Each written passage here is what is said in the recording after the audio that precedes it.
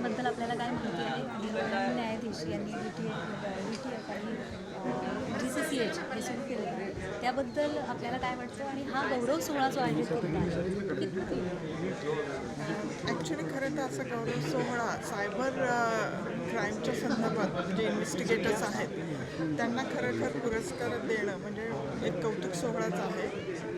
कारण या फील्डमध्ये माझ्या माहितीत तरी असं कुठेही सोहळा होत नाही किंवा असे कुठले अवॉर्ड्स पोलिसांना दिलेले नाही आणि पोलिसांनी इतर जे काही फील्डमधले एक्सपर्ट्स आहेत त्यांना अशा प्रकारचे अवॉर्ड्स देऊन त्यांचं कौतुक केल्यामुळे खरोखरच एक प्रोत्साहन मिळतं. दुसरी गोष्ट सायबर क्राईम दिवसेंदिवस वाढत चाललेला आहे. Day by day increases. NCRB data पण मी सांगतोय की जे कन्व्हेन्शियल क्राईम आहे त्याच्यापेक्षा सायबर क्राईम खूप वाढलेला आहे.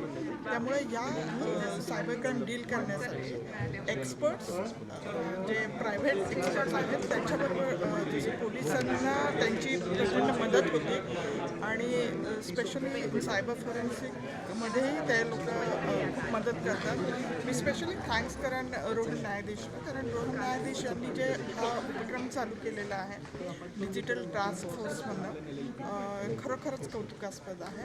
And thank you for this reward and thank you Rohan न्यायाधीश अँड डिजिटल टास्क फोर्स.